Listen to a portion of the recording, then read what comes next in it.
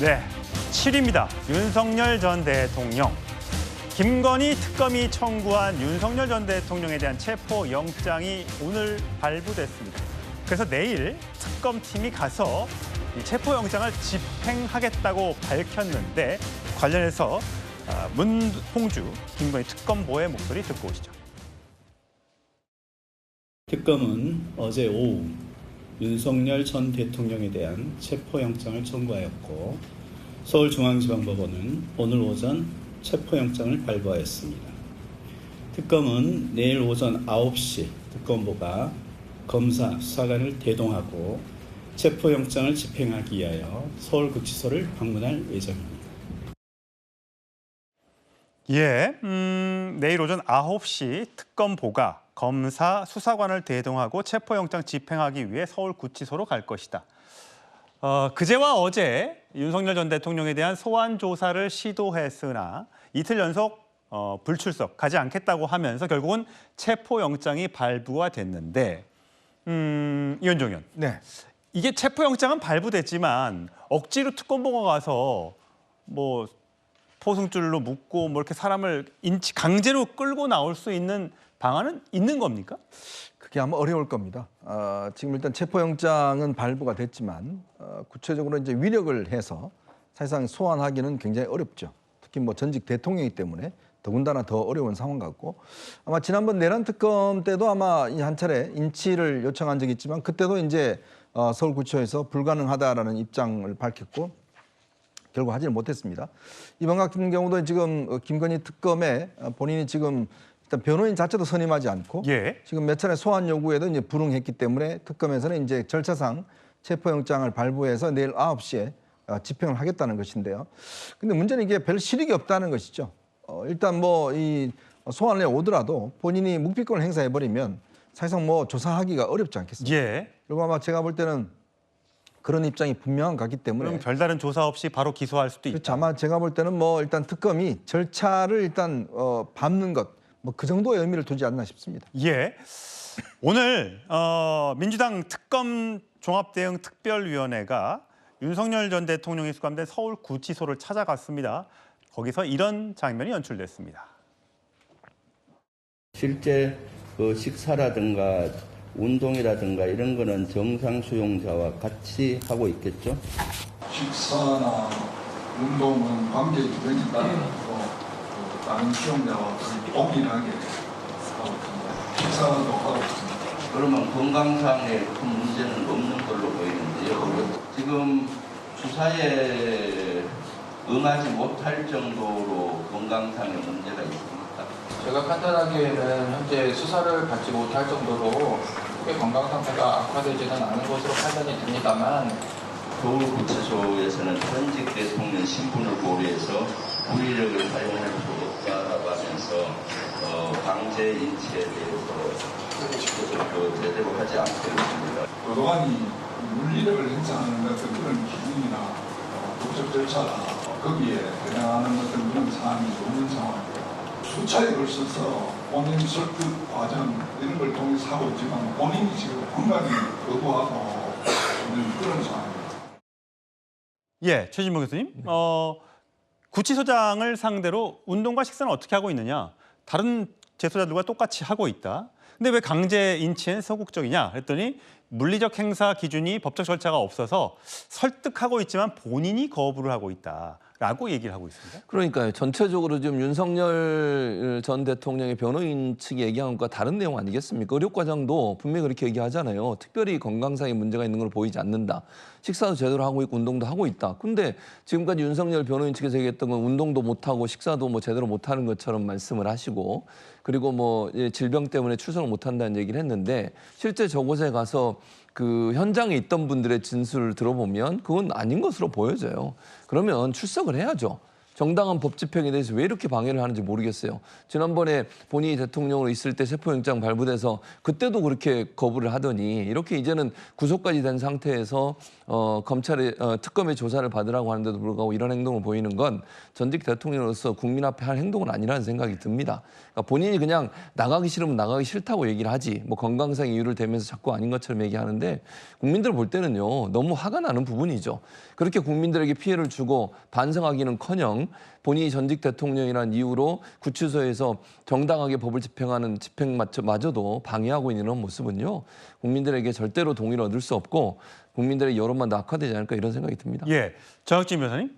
그러니까 서울구치소 의료과장의 얘기는 수사 못 받을 정도의 건강 상태는 아닌데 본인이 거부해서 안 나가고 있는 거다라고 설명하는 반면에 윤석열 전 대통령 측에서 조금 전 바로 입장을 내서 실명 위험도 있고 글자 크기 16포인트 이상으로 안 하면 보이지도 않고 경동맥 협착이 있고 지금 날이 더워서 그런지 체온 조절 장애 우려도 있다. 그래서 수사와 재판이 어려운 거다. 그래서 진단서, 의무기록 사본 등을 전달했다. 이 말이 너무 다른데요?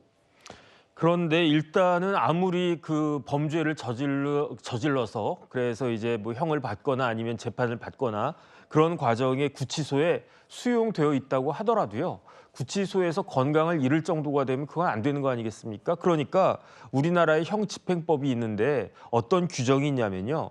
그 수용자가 그 구치소에 있는 사람이 건강이 악화되고 그다음에 구치소에도 의료실 있고 다 의료과장 있고 그렇지 않습니까? 그런데 구치소에서 치료한 것이 매우 곤란할 경우에는 외부 의료기관에 나가서 치료받을 수 있도록 뭐 서울대병원이든 어느 병원이든 종합병원에 입원할 수 있는 그런 경우도 있단 말이죠. 그런 사례도 뭐 전직 대통령 케이스에도 있었고 그런데 중요한 건 뭐냐면은 그거에 대한 결정은 피의자가 하는 게 아닙니다. 거기에 대한 결정은 결국은 법무부에서 하는 거니까 그다음에 이제 구치소에서 하는 거니까 그러니까 그 만약에 진짜로 윤석열 대통령이 그렇게 지금 건강이 아주 악화되어 있다라고 하면 그런 부분들은 일단은 그 구치소 의료과장부터 설득을 해야 된다. 이게 그 절차입니다. 예, 일단 내일 당장 체포영장을 집행하기 위해서 구치소를 특검팀이 찾아갈 텐데 내일 어떤 일이 일어날지요. 내일 오전 9시라고 하니까 제가 지켜보겠습니다.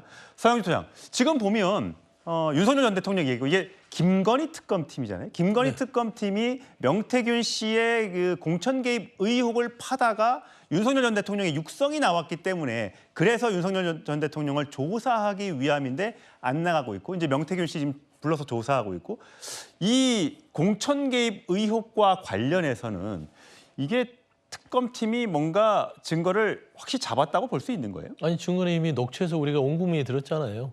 사실상 그 말이 맞네. 그 상현이한테 내가 전화할 테니까 상현이가 공관위원장이야. 기다려봐. 그 윤상현 의원도 인정했죠. 인정했죠. 받았다고. 전화를 그게 뭐 이제 이게 진실 게임도 아니라 이미 인정을 했기 때문에 그러면 부당한 공천 개입에 대해서는 당사자인 윤석열 전 대통령이 이 부분에 대해서는 계속 진행해야 될 거 아닙니까? 수사에 대해서 임해야 되는 것이고 어려운 문제가 아니에요. 녹취가 없는 상황에서 가서 여러 가지 어려운 진술을 하는 게 아니라 그 녹취는 뭡니까? 뭐 가서 그 녹취는 사실이냐 아니냐 그리고 하면 되는 거고 사실 진술 거부권은 권리지만 어떤 소환 조사에 응하지 않고 구치소에서 버티는 것은 본인의 권리가 아닙니다. 그래서 인치라는 말이 있고 인치라는 건 끌어내다는 거예요. 끌어낸다는 건 강제성 무조건 들어가는 겁니다. 그러면 강제성을 이용하는 게 법의 테두리를 바뀌냐? 아닙니다. 결국엔 구치소가 계속해서 본인들이 해야 될 일을 특검으로 넘기고 우리는 법적 책임을 지지 않겠다. 우리한테 부담 주지 말고 당신들이 와라 하니까 결국엔 체포영장을 발부받아서 특검보가 검사 수사관을 데리고 나서 인체에 나선 것인데 저는 내일 아침 9시에는 사실 이거는 그냥 그 어떤 보여주식이 아니라 우리가 내일 아침에는 뭔가 이 윤석열 전 대통령에 대한 전직 대통령의 애우가 떨어지는 모습을 보게 될 가능성이 높다. 저는 그렇게 보고 있어요. 억지로 끌고 나올 것이다? 끌고 나올 것입니다. 왜 그러냐면 지금까지의 상황을 보면 재판도 다 거부하고 특검 수사도 다 거부하고 있습니다. 이게 꼭 김건희 특검뿐만 아니라 내란 특검도 거부하고 있어요. 결국엔 대한민국의 법치 질서를 짓밟고 있는 것이고 공권력에 대한 도전입니다. 대한민국의 공권력이 무너지면 이 법 질서가 무너지게 되면 사회 안녕, 질서 그리고 향후의 어떤 범법자들이 이 기준에 따라서 대한민국의 법치를 다 무시할 거 아니에요. 그 기준을 세우는 것들이 지금 시점이다라고 전 특검이 생각하기 때문에 법원에 체포영장을 집행해서 발부받아서 예. 집행하는 거라서 우리가 그냥 안일하게 지금 특검팀이 보여주기식으로 한다. 저는 그렇게 보지 않습니다. 알겠습니다. 내일 상황을 좀 지켜보시죠.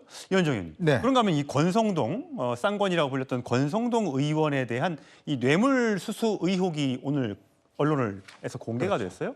그러니까 통일교 전 간부로부터 어떤 통일교의 지도부가 해외에 원정 도박을 갔는데 그 수사를 무마해 주는 조건으로 그 수사를 뭐 덮어주었는지 축소했는지는 모르겠습니다만 그 조건으로 1억 원의 돈을 받았다 이런 증언이 있었나 보죠. 그러니까 지금 어저께인가요? 구속된 그러니까 통일교 세계운동본부 윤모 씨의 예. 그 구속영장에 이러한 내용들이 이제 적시가 돼 있다. 이런 보도가 있습니다. 뭐냐면 이제 통일교 측에서 이제 권성동 의원에게 여러 가지 어떤 로비를 한 것으로 보여집니다. 그 로비는 일단 뭐 YTN 인수 문제라든지 또 이 캄보디아 ODA 문제라든지 등등 이 건진 법사라고 하는 분과 함께 권성동 의원에게도 여러 가지 청탁을 했고 또 결정적인 거는 예전에 아마 통일교의 고위 관계자가 이 미국 있는 데서 이제 도박을 했는데 한 600억 상당에 달하는 이제 도박 자금 이게 이제 외환관리법 위반이 있었던 모양이에요.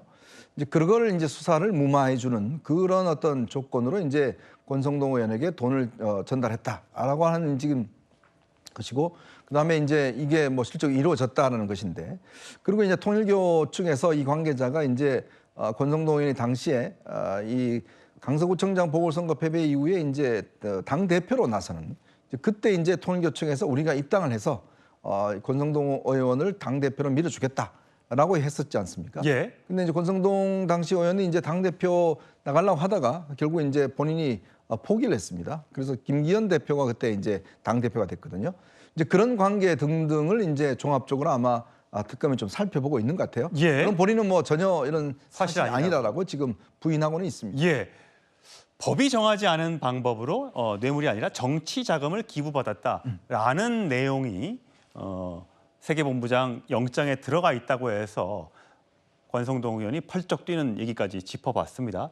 이 특검의 수사가 진행되면 될수록 몰랐던 일들이 하나둘씩 튀어나오고 있는데 과연 이것들이 이렇게 되면 권성동 의원을 소환해서 조사할 수밖에 없겠죠. 예, 그 장면까지 저희가 아마 보게 될 것 같은데 해명도 어떻게 되는지 저희가 자세하게 전해드리도록 하겠습니다.